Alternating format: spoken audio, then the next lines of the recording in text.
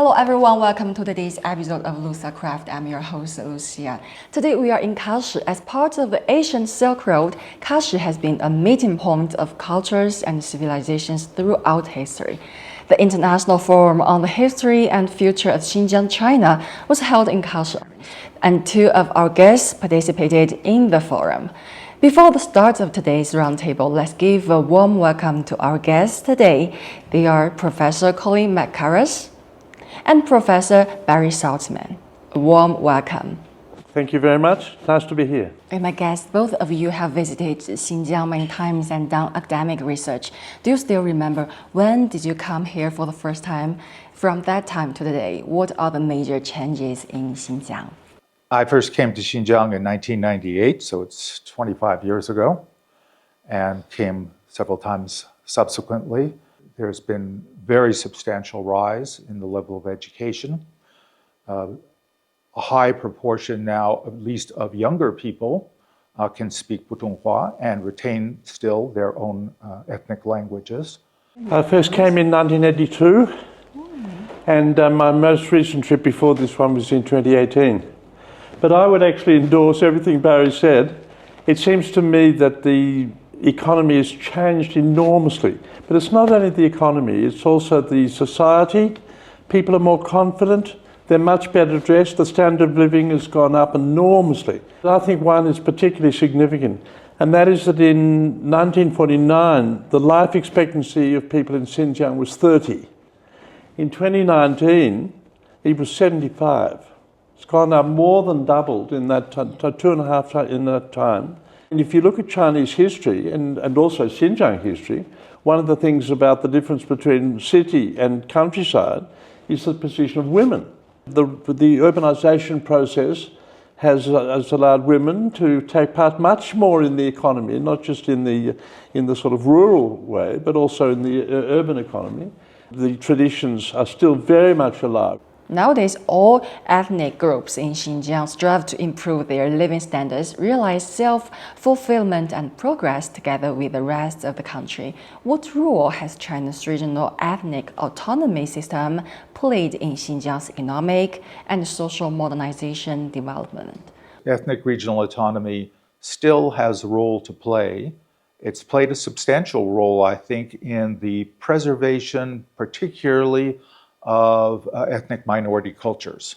Now, what I just mentioned to you earlier about the retention of languages in Xinjiang can also be seen in Tibet. It can also be seen to a slightly lesser extent, but still substantially seen in Neimenggu and in other minority areas. So ethnic regional autonomy has been a kind of guarantee for the preservation of minority culture. And what about you, Professor Mackerras? What are its features and advantages? Well, I think its advantages are that it ensures that in the government, people of ethnic minorities head the government, and they have a substantial role to play in the government, and I think that's important. I agree with what Barry said about culture. I think that's really important.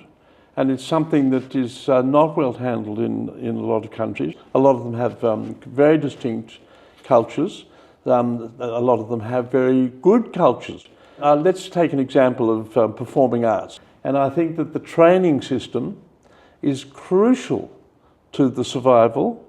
And I think that has benefited from the ethnic autonomy system. Which can invest money in those things. And of course, culture isn't the only thing. Another thing is health. Well, we can talk about that, and Barry mentioned that before.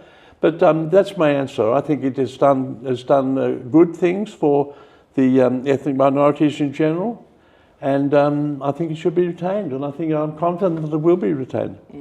Kashi is right now becoming ever more popular with tourism. The locals are also becoming ever busier. In the current global economic environment, how do you think Xinjiang should adjust its economic development strategy to cope with external challenges?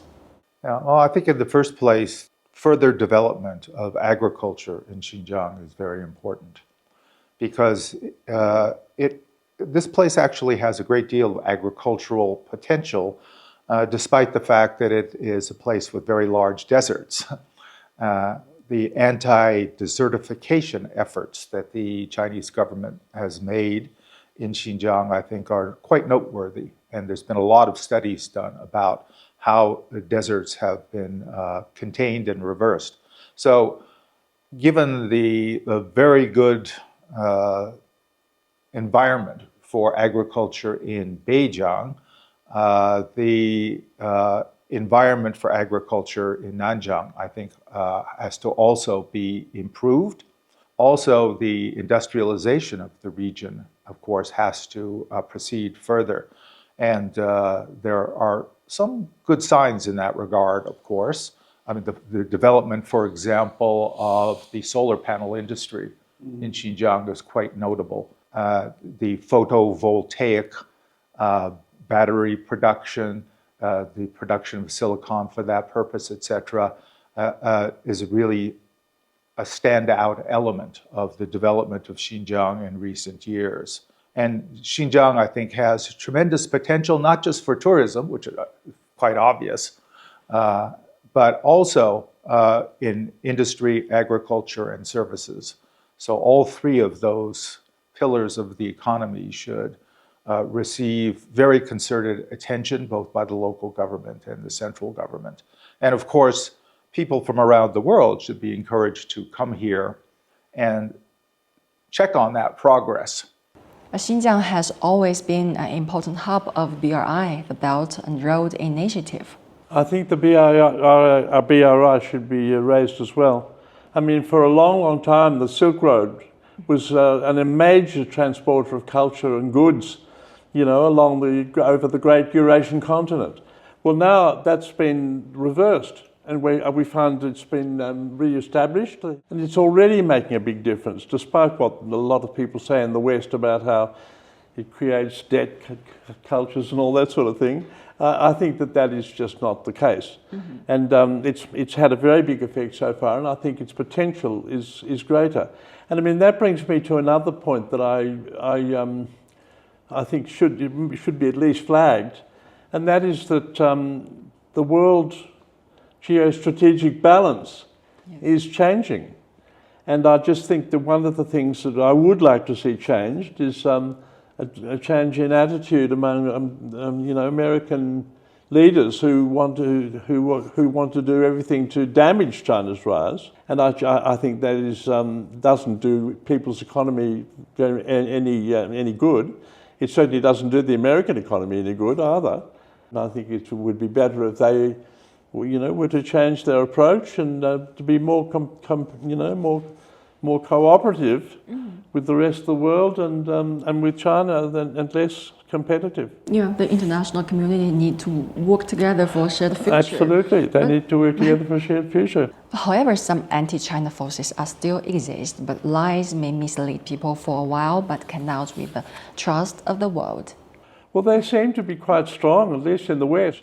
The image of China is going up in most places, but it certainly isn't going up in the West at the moment. I mean, I don't know how long that will be the case, but I hope it won't be for long. If I ask you to recommend Xinjiang to our audience, what are your answers? One of the great assets of Xinjiang is its people. That is to say, people in China are generally friendly toward people who come from the outside, but people in Xinjiang are particularly friendly.